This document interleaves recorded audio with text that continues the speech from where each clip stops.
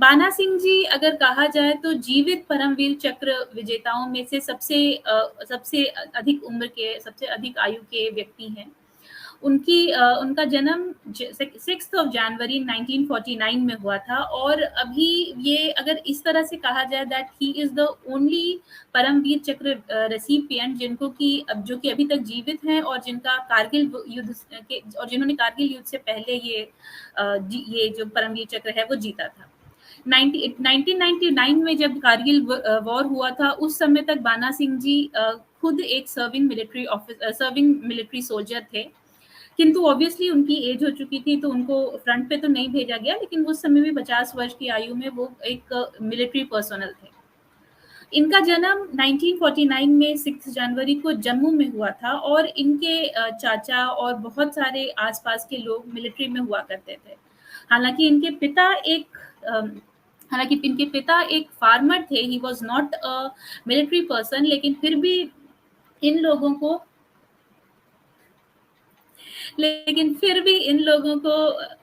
रिचि जी, मैं अभी कमेंट्स थोड़ा नहीं देख पा रही थी। रिचि जी, अभी लगता नहीं है मुझे आपके स्वागत के लिए आज ज्यादा लोग आएंगे, क्योंकि ये सीरीज थोड़ा लोगों ने पसंद नहीं किया है, it seems.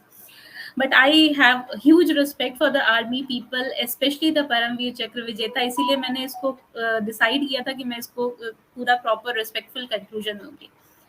So now coming back to it, इनका जो जन्म हुआ था, हालांकि इनके पिताजी एक आर्मी ऑफिसर नहीं थे, वो एक किसान थे, लेकिन फिर भी इनके जो आस पड़ोस के लोग और स्पेशली बहुत सारे चाचा इनके कुछ, वो सारे आर्मी के मेंबर थे, इसीलिए इनको हमेशा से आर्मी का एक क्रेज रहा था। फाइनली 1969 में जब उनकी उम्र 20 साल की थी, तब उन्होंने इंडियन आर्मी ज्वाइन किया, और वो Jammu and Kashmir light infantry के पार्ट बने। धीरे धीरे एज अ सोल्जर वो धीरे धीरे पोस्ट प्रमोशंस पाते गए in the non commission section, और बाय 1985 उनको पहली बार नायब सूबेदार का पोस्ट मिला।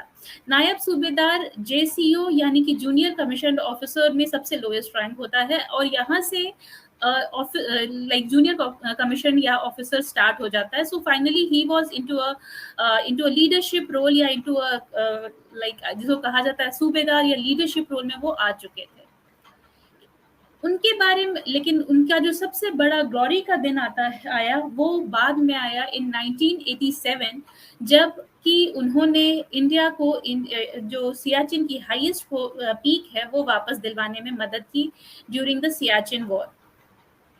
सियाचिन वॉर 1987 में सियाचिन वॉर 1983 अर्ली 1980s में सियाचिन वॉर के समय इंडिया ने सियाचिन एरिया पाकिस्तान से जीत लिया था, और वो इंडिया के कंट्रोल में था। हाँ, लेकिन उसके बाद भी पाकिस्तान के लोगों ने कई बार इस एरिया पे अटैक किया just to win it back. 1987 तक से पहले उन्होंने जो सियाचिन की सबसे ऊंची चोटी थी उसको उन्होंने पाकिस्तान ने अपने कब्जे में ले लिया था, और उसका नाम उन लोगों ने कायद पोस्ट रखा था, बेस्ड ऑन कायदे आजम, जो कि ये जिन्ना को कहा करते हैं।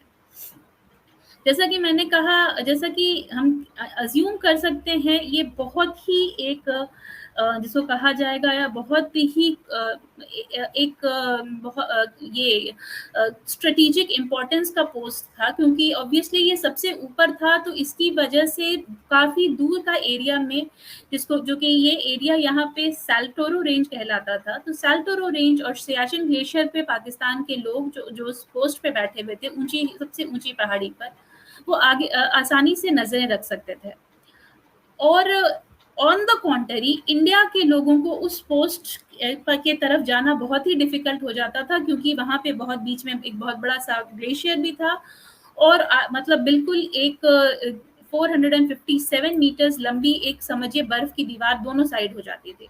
तो इस तरह से ये पोस्ट इंडिया जीत नहीं पा रहा था, और पाकिस्तान वालों को बहुत ही स्ट्रेटेजिक इंपॉर्टेंस था, जिसकी वजह से ये कुछ नहीं कर पा रहे थे।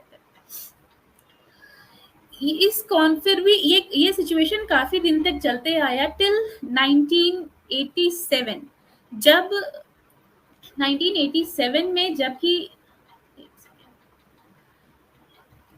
1987 जबकि इन्होंने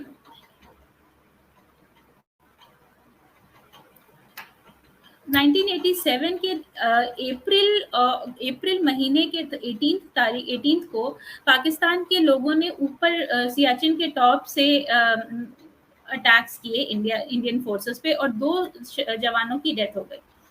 जब इसके बाद this was a huge pushback, और उसके बाद इंडिया के लोगों को, इंडियन साइड को बहुत ही ज़्यादा इसकी वजह से किया, और उन्होंने डिसाइड किया कि चाहे कुछ भी हो जाए, अब हमें ये पोस्ट वापस लेनी है। लेकिन जैसे मैंने बताया कि ये जो पोस्ट है वो वर्चुअली उस पर वहाँ तक रीच करना भी नियरली इम्पॉसिबल था, और उसकी वजह से ये बहुत ही और लोग कर नहीं पा रहे थे।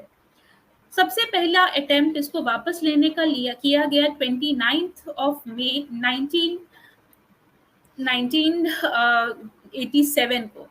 तब उस समय पहला पेट्रोल फ्रॉम लाइक ऑफ जैन के, मतलब ये Jammu and Kashmir light infantry, second lieutenant Rajiv Pande के नाम पर उन्होंने ऊपर जाने की कोशिश की।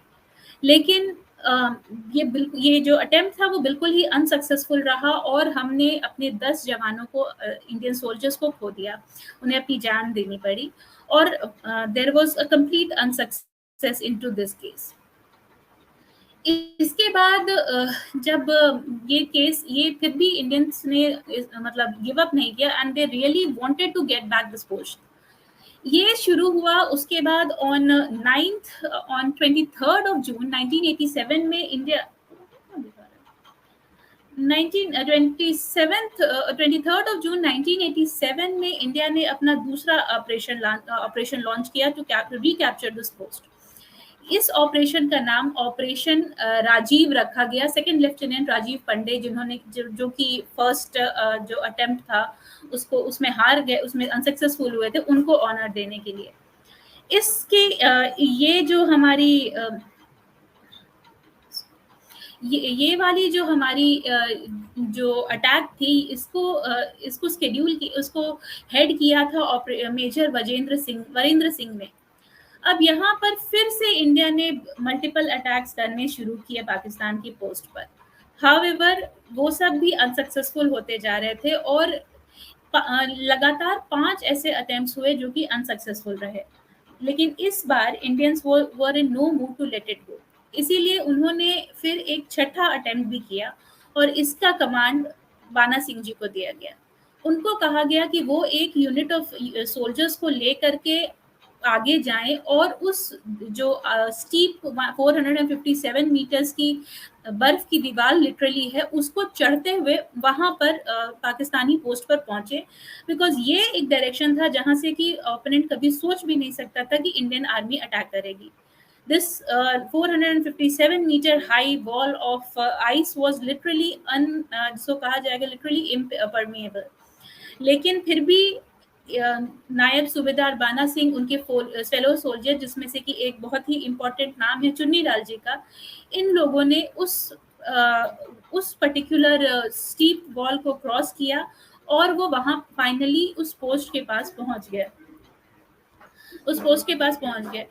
और इस दिन, इस समय संभवतः इंडिया को जो नेचर है वो भी सपोर्ट कर रहा था, क्योंकि विजिबिलिटी इस बार की काफी हद तक यहाँ पे क्लियर नहीं थी, जिसकी वजह से काफी देर तक इंडियन सोल्जर्स ने पाकिस्तानियों से खुद को हाइड कर लिया।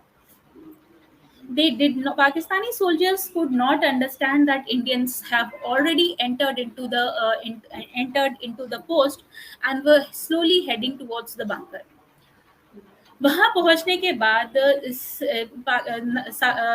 नायब सूबेदार बाना सिंह जी को समझ में आया कि वहां पर सिर्फ एक ही पाकिस्तानी बंकर है। उन्होंने वहां से एक ग्रेनेड उठाया और उस बंकर में घुस गए और दरवाजे को बंद कर दिया, और जितने भी लोग थे अंदर में वो सारे के सारे उस वजह से मारे गए। इसके बाद जो सोल्जर्स बाहर थे, उनके साथ हमारे जो इंडिया के सोल्जर्स थे, पाकिस्तानी सोल्जर्स के बीच में बहुत सारा हैंड टू हैंड कॉम्बैट भी हुआ, और हमारे इंडियन सोल्जर्स ने बहुत सारे पाकिस्तानी सोल्जर्स को, जो भी बंकर के बाहर थे, उन सबको बेयोनेट कर दिया। कुछ पाकिस्तानी सोल्जर्स ने यहाँ बहुत ही ब्रेवरी से लड़ाई की, और कुछ पाकिस्तानी सोल्जर्स जो कि अभी टॉप पर थे, वो उस पीक से उन्होंने कूद कर अपनी जान दे दी, instead of trying to be captured, to prevent themselves from being captured by the enemy. Eventually 26 of June 1987 को बाना सिंह जी के लीडरशिप में इंडिया ने उस पोस्ट को रिकैप्चर कर लिया। लेटर इस पोस्ट का नाम जब अब चूंकि ये रिकैप्चर करने के बाद ये पोस्ट अब इंडिया का एक हिस्सा बन गया। इस पोस्ट का नाम इंडियंस ने बाना सिंह जी को रिस्पेक्ट देने के लिए कायदे आजम पोस्ट से बदलकर बाना पोस्ट रख दिया गया। और ये उनकी वीर गाथा थी रिगार्डिंग दिस स्मॉल थिंग। बाना सिंह जी ने इस समय के बाद भी इंडियन आर्मी में अपना काम शुरू किया, में अपनी जॉब को कंटिन्यू किया। जैसा कि मैंने बताया कि 1999 के कारगिल वॉर के समय वो इकलौते परमवीर चक्र विजेता सोल्जर थे जो कि आर्मी को सर्व कर रहे थे। इवेंचुअली 2000 में उन्होंने अपनी रिटायरमेंट की। एक बात मैं बताना जो यहाँ पर भूल गई थी कि जब जो मैंने बताया कि बहुत सारे पाकिस्तानी सोल्जर्स ने जंप कर दिया था पीक से, कुछ दिनों बाद वहां पर 6 पाकिस्तानी सोल्जर्स की बॉडीज इंडियंस को मिली। उनका जो परमवीर चक्र साइटेशन है वो ये कहता है कि नायब सूबेदार बाना Singh volunteered to be a member of the task force constituted in 1987 to clear an intrusion by adversary in Siachen Glacier and at an altitude of 21,000 feet. This post was virtually impregnable glacier fortress with ice walls 1,500 feet high on both sides. Naib Subedar Bana Singh led his men through extremely difficult and hazardous route. He inspired them by indomitable courage and leadership. The brave Naib Subedar and his men crawled close to the adversary, moving from trench to trench, lobbing hand grenades and charging and bayoneting. He cleared the post of all the intruders. Naib Subedar Bana Singh displayed the most courage and conspicuous gallantry under leadership in most adverse conditions. इन सारी बातों की वजह से और extra ordinary devotion to अपनी duty के लिए की वजह से उनको उस वर्ष परमवीर चक्र प्रदान किया गया। और दूसरी बात ऑब्वियसली जो हमारे इस पोस्ट का नाम वापस से बदलकर बाना पोस्ट कर दिया गया।